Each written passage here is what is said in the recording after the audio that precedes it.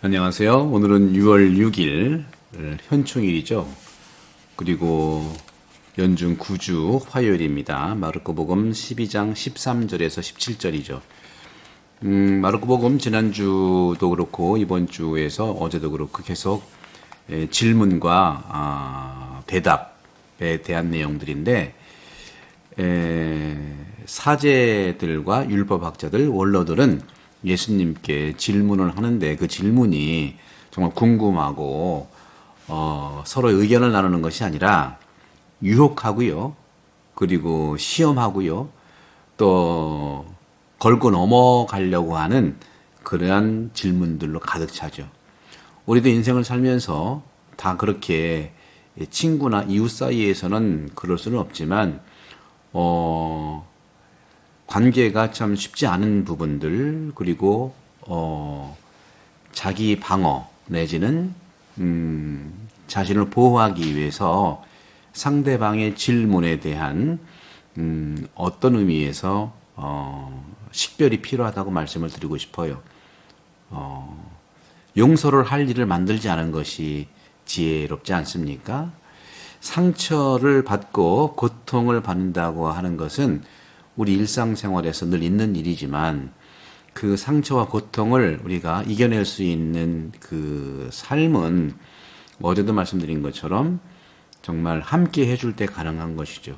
따라서 치유의 하나님이라고 했을 때, 또 구세주 하나님 예수님이라고 했을 때는 늘 우리와 함께 하시는 분이기 때문에 가능한 겁니다. 임마누엘의 하나님, 임마누엘의 예수님, 그리고 종말에 이르기까지 임마누엘의 성령님이라는 차원을 말씀드리고 싶어요. 당신을 위해서 하는 거야. 이것은 어떻게 보면 굉장한 상대방의 배려 같지만 자기식의 공격성일 수 있어요. 내가 당신을 위해서 하려고 할 때는 상대방이 원해야 되는 거죠. 원하지도 않는데 우리가 함부로 당신을 위해서 한다고 말할 수가 있겠는가 하는 것이죠.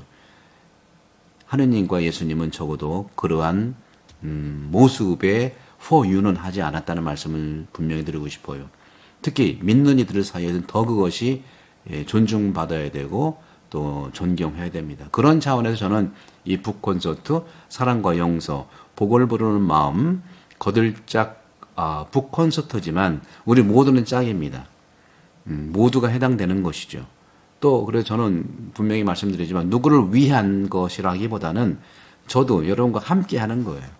함께 하면서 이 시간을 정말 재미있고 즐겁게 보낸다면 우리의 고통과 어떤 상처가 있는 것은 자가 치유가 분명히 됩니다.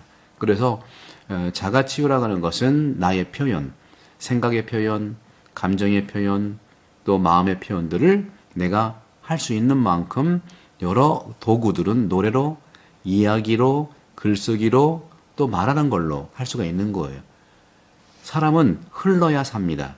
먹으면 나가야 되듯이 감정도 쌓이면 흘러나가야 되는 것이죠. 안 그럴 때 우리가 막힐 수가 있는 거죠. 그런 점에서 사랑하는 형제 자매 여러분, 오늘 복음 제가 조금 서론이 길었는데 예수님한테 배우십시오.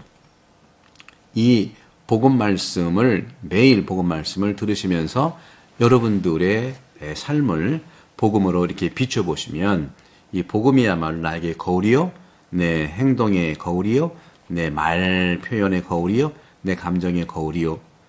그리고 내가 살아갈 수 있는, 작게 볼 수 있는 것은 현미경이 될 수 있고 크고 넓게 볼 수 있는 것은 만원경이 될 수 있는 거예요. 여러분들이 사용하시기 바랍니다. 오늘 복음은 마르코복음 12장 13절에서 17절인데 수석 사제들, 율법학자, 원로들이 예수님께 말로 올무를 씌우려고, 그리고 바리사이들과 헤로드 당원 몇 사람을 보낸 거예요. 정탐꾼처럼. 그들이 예수님께 와서 정중하게 표현합니다. 스승님이라는 표현을 해요. 스승님. 그리고 스승님은 진실하시고 아무도 꺼리지 않으시는 분이시고 정말 모두에게 열려있는 분이라는 뜻이죠. 저를 잘 압니다. 과연 스승님은 사람들을 신분에 따라 판단하지 않으시고 판단 중지, 그렇죠? 하나님의 길을 참되게 가르치십니다. 여기까지는 좋았어요. 여기까지는 정말 이분들이 또 바리사이 또 헤로데 당원들은 예수님 모습을 잘 봐요. 그런데 자기의 기득권과 이권에 해당되는 것들을 올가미를 씌우기 위해서 유혹하는 질문을 합니다. 황제에게 세금을 내는 것이 합당합니까? 합당하지 않습니까? 바쳐야 합니까? 바치지 말아야 합니까? 이런 부분들은요, 복음서에 꽤 많이 나와요. 요한복음에서도, 요한복음 8장인가요? 가늠하다 잡힌 현행범 그 앞에서도 사람들이, 돌을 던지려고 할 때 예수님께서 그런 거에서 던져라 하면은 평소에 사람을 소중하게 여겼던 것에 대해서 문제가 생기는 것이고, 던지지 마라 하면은 그 당시 율법을 어기는 거예요. 이러한 양쪽의 유혹하는 질문 속에서 예수님의 방식은 잘 여러분들이 배우시면 좋을 겁니다. 오늘 복음하고 똑같은 겁니다. 그러자 예수님께서는 이렇게 말씀하세요.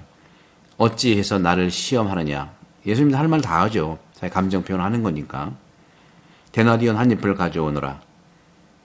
그래서 이 초상과 데나리온 안에 이제 초상이 있잖아요. 우리도 이제 동전에 보면 이제 그 다보탑도 있었고 옛날 10원짜리였나요? 또 500원짜리도 이제 또 있고 또 1000원짜리, 10,000원짜리, 500원짜리에도 우리 인물들이 있잖아요. 그 초상과 글자가 누구의 것이냐? 그러자 그들은 황제의 것입니다. 카이사르의 얼굴이 들어가 있거든요.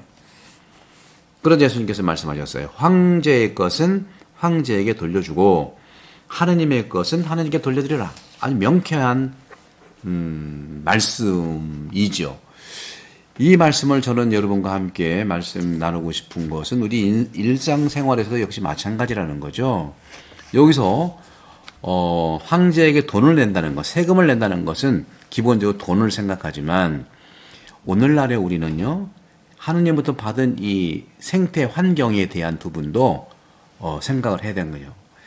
생태의 이 유지, 환경의 보존, 이런 것들은 책무도 바로 세금처럼 내야 되는 거예요.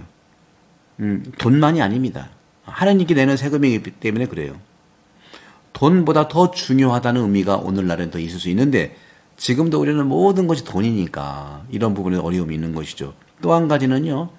인간의 내면을 포함하는 인간이 하는 말, 또 행실, 그러니까 나의 태도도 하느님께, 나의 말도 하느님께 세금을 내듯이 할 필요가 있다는 말씀을 드리고 싶은 겁니다. 따라서 예수님의 말씀은요, 물질적인 것을 토대로 하지만 물질을 뛰어넘는, 즉 세금이라는 돈을 토대로 하지만 돈을 뛰어넘는 바로 생태, 또 자연, 또 우리가 인간이 하는 말, 인간이 하는 행동, 이런 것들 모든 걸 얘기하는 것이죠. 카이사르는요, 황제죠.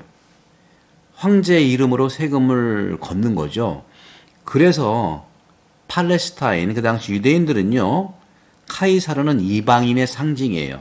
그래서 카이사르에게 세금을 바친다는 것 자체가 히브리 사람들한테는 굴욕이에요. 굴욕. 하지만 카이사르에게 대항해서 말하는 것은 매우 위험한 일이었잖아요. 식민지였기 때문에 그런 것이죠. 그래서 우리가 볼 수 있는 것은 하느님은 하느님께라는 이 예수님의 말씀, 이것은 바로 우리 모두가 하느님께 속해 있다는 말입니다. 또 본질적인 얘기죠. 하지만 그분의 모습을 살아가는 것, 이런 신적인 것을 생각하게 되라는 것이죠. 창세기 1장 26절, 27절. 그래서 제가 많이 좋아하는 우리 바실리오 성인께서는 이런 말씀하세요. 위대한 것은 사람이다. 사람이 거지이든 또 병자든 미숙한 자든 또 부자든 가난한 사람이든 모두가 하느님의 이미지로 존재한다는 거예요. 그래서 인간이 존엄하다는 겁니다. 요한금구도 이렇게 말씀하셨어요. 성인, 화폐 위의 조각, 그것을 한 황제 초상에게 돈을 지불한다면 역시 황제에게 신적 이미지를 장식한 분은 바로 하느님이라는 거예요. 황제의 얼굴도 사람이기 때문에 그 사람은 하느님의 얼이라는 거죠. 모습이라는 것이죠. 인간의 첫 규범, 존재하는 것이 있는데 바로 그것이 바로 존재 자체인 인간은 하느님의 모습이라는 것이기 때문에 알아들을 귀가 있는 사람은 알아들어라 하는 말씀으로 우리는 이해할 수가 있겠습니다. 사랑하는 형제 자매 여러분, 북콘서트에 여러분 초대하고요. 우리 모두 우리를 위한 것일 뿐만 아니라, 하지만 우리를 위한다는 거 하는 것은 우리 모두 함께하는 그러한 그 사랑과 용서의 주제로 여러분 많은 분들 오시면 감사하겠습니다. 성부와 성자와 성령께서 여러분을 강복합니다. 감사합니다.